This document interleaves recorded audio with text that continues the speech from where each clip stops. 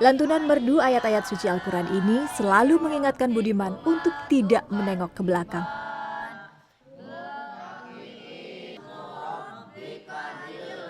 Tuntutan pekerjaannya dahulu memang kerap mengharuskannya menyamar demi menyelesaikan berbagai kasus.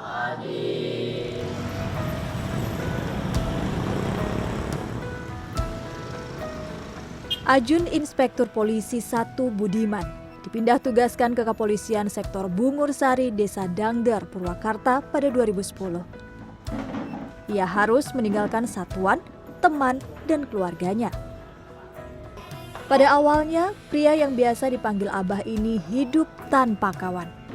Tidak betah menyendiri, ia menerima ajakan beribadah dari para petani Desa Dangder.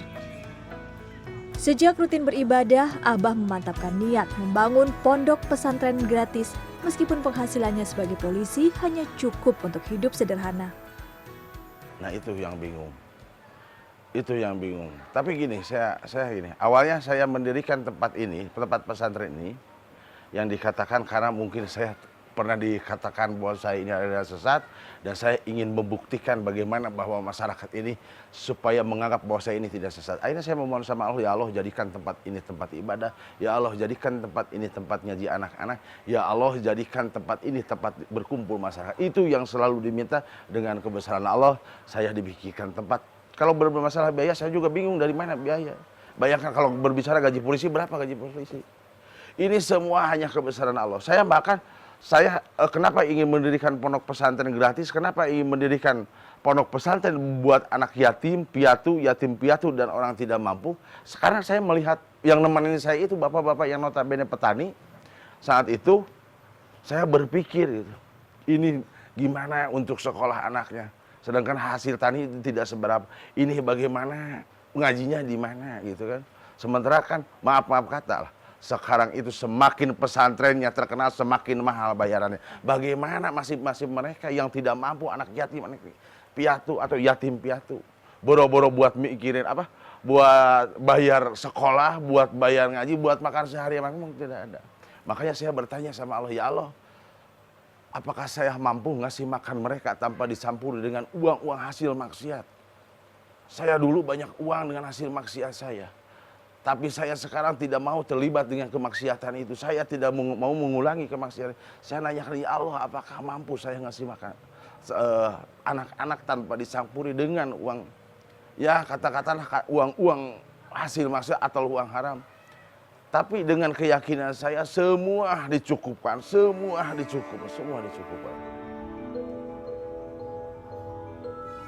Niat baik pasti berbuah manis.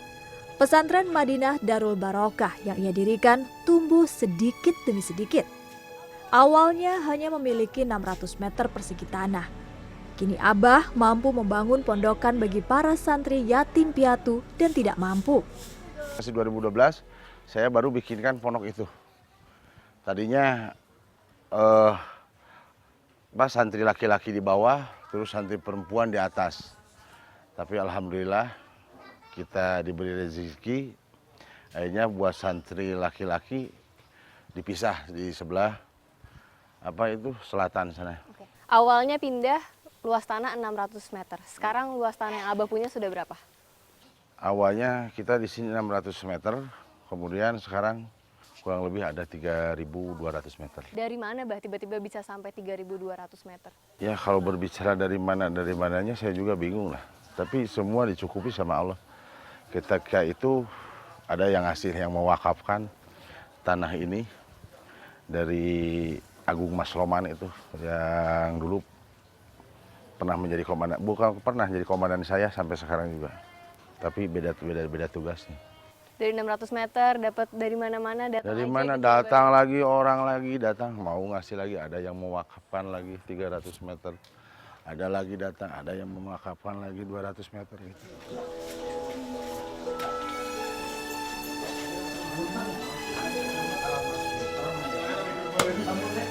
Banyaknya bantuan yang datang tidak membuat Abah duduk santai. Untuk mengisi perut para santri, Abah membuka usaha air isi ulang. Tentu saja, para santri ikut membantu usaha kecil-kecilan Abah ini. Di balik sosoknya yang tinggi besar, Abah dikenal berhati lembut. Ia sangat menyayangi 40 anak yang tinggal di pondok pesantrennya. Namun tak bisa dipungkiri, latar belakangnya sebagai polisi membentuknya menjadi pribadi yang tegas. Tegas kalau yang buat kebenaran. Tapi baik. Baik. Terus sama di sini yang paling diingat 1 tahun ini apa sih kenangan di sini yang paling menyenangkan? Kan kalau bulan puasa suka tadarus. Ya namanya juga kelulusan dari itu polisi gitu. Pendidikan polisi ya tegas. Ya maunya santri itu disiplin. Jangan malu-maluin pondok gitu.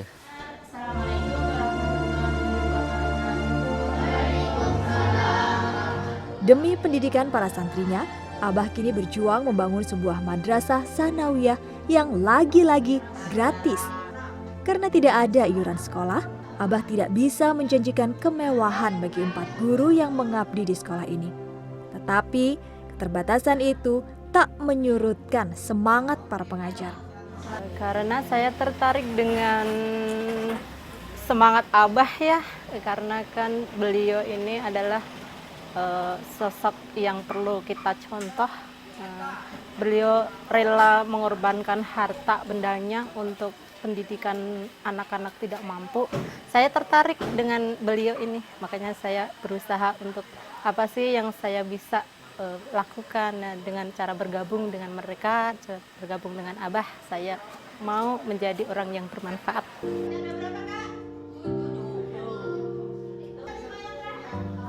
Saat ini Madrasah Sanawiyah Madinul Darul Barokah memang masih menginduk pada madrasah sanawiyah lain di desa yang sama. Namun Abah bercita-cita Madrasah Sanawiyah ini bisa mandiri sesegera mungkin. Insya Allah mudah-mudahan kami harapkan dengan doa bersama tahun 2017 kan, tahun pelajaran 16-17 mudah-mudahan sudah bisa terbit surat izin sehingga kami bisa nanti istilahnya membuka kepada publik.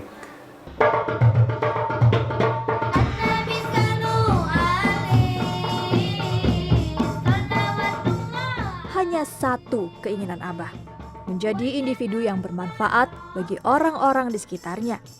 Karena itu pula, Abah rutin menggelar acara-acara keagamaan gratis bagi siapapun yang ingin datang, baik masyarakat sekitar maupun polisi-polisi rekan kerjanya. Udahlah, masa lalu saya tetap masa lalu saya lah. Yang jelas saya sekarang nikmat, senang tugas di Polsek Bungur Sari dan saya bisa melaksanakan tugas dan bisa membagi waktu untuk ke kantor ataupun kita ngebina anak-anak di tempat tinggal saya.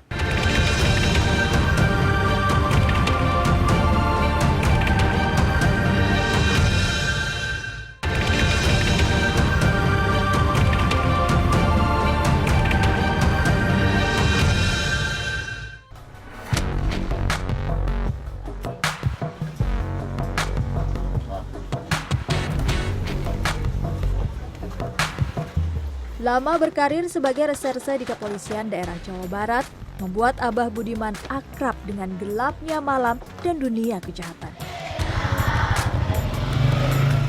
Kerap harus melakukan penyamaran dalam pengejarannya, Abah pun sempat terjerumus ke dalam dunia suram itu. Saya mungkin dari pertama dinas di polisi itu lama di bagian lapangan lah. Di bagian lapangan yang mungkin saya diantaranya orang yang pernah masuk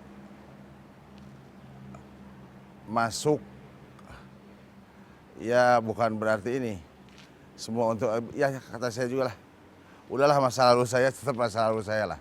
Yang jelas saya sekarang nikmat, senang tugas di Polsek Bungur Sari dan saya bisa melaksanakan tugas dan bisa membagi waktu untuk ke kantor ataupun kita ngebina anak-anak di tempat tinggal saya. Kisah kelam itu telah ia tinggalkan. Kini ia mendapat dukungan penuh dari satuannya untuk mewujudkan impian menjadi orang yang bermanfaat bagi lingkungan sekitarnya. Proses penegakan hukum adalah sebenarnya memerangi sifat daripada manusianya, bukan memerangi manusia itu sendiri. Itulah dalam proses penegakan hukum. Sehingga apa yang kita dapatkan, sehingga kita terjadi dilema bagaimana membuat manusia-manusia atau masyarakat dan bahkan internal di hati kita sendiri menjadi baik. Nah, disinilah adanya suatu pandangan saya, adanya hijrah dari Abah Budiman khususnya dan kepada masyarakat, dan tentunya bagi internal kita, ternyata tidak melulu kita harus melakukan penegakan hukum secara tegas, tetapi humanis juga kita dituntut, tetapi di satu sisi kita juga bagaimana memberikan contoh yang baik dalam proses penegakan hukum itu sendiri pada kehidupan keseharian kita. Perubahan sikap Abah memberikan pengaruh besar kepada masyarakat Desa Dangder tempatnya tinggal. Abah sering menyempatkan diri berdakwah kepada masyarakat sekitar. Oh iya pasti, itu pastilah. Karena kan di kita itu ada 1 minggu sekali ada semacam pengajian khusus orang tua. Masyarakat di sana setiap malam Senin kita ada yang namanya pengajian manakib. Jadi semua warga kita undang di sana untuk mengadakan pengajian tersebut. Sehingga ya iklim religiusnya lebih terlihat lah di sana gitu. Jauh sekali berbanding ketika sebelum ada pesantren.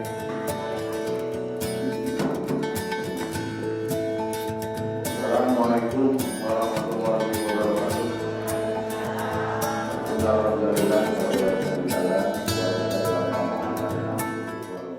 Bukan pujian yang dia cari. Abah hanya ingin membayar dosa-dosanya selama berkecimpung dalam lingkaran hitam kejahatan. Kan gini, dalam cerita hidup itu, saya yang paling ditakutkan dalam hidup, satu, saya tidak mau ada peribahasa gini kan, bahwa buah itu jatuh tidak akan jauh dari pohonnya. Makanya saya yang tidak diinginkan bahwa kelakuan saya yang kurang baik turun ke anak atau cucu saya. Makanya saya yang dimohon sama Allah, ya Allah, jangan sampai bahwa anak-anak atau cucu saya itu mengalami hidup yang masa lalunya jelek seperti saya. Begitu juga yang keduanya. Saya pernah gini, bahwa saya dulu pernah mengajak anak-anak yang sekarang jadi preman, tadinya anak-anak benar-benarlah anak-anak baik, kemudian karena saya ajak, akhirnya mereka terjerumus ke hal-hal yang tidak benar. Nah, ketika saya memohon sama Allah, menginginkan anak-anak yang dulu dibawa nakal sama saya, ingin kembali sama saya dan mereka kembali ke fitrahnya yang dulu.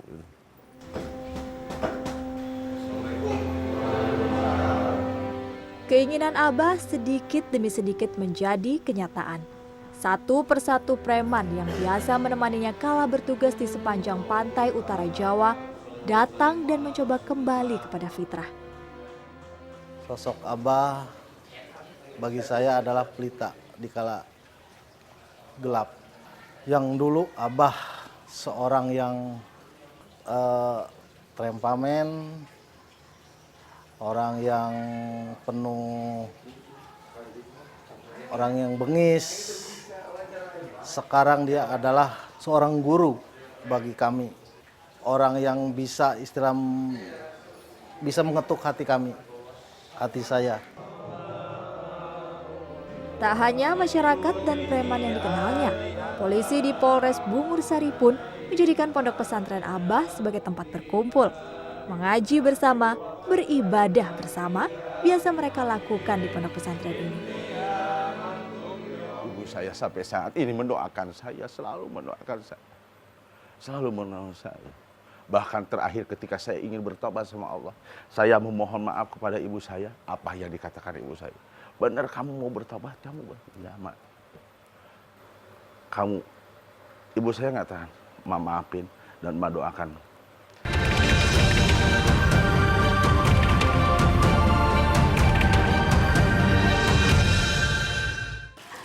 jenuh sekarang dia lebih memprioritaskan keluarga sama memprioritaskan pesantrennya untuk kegiatan sehari-hari selain daripada dinasnya.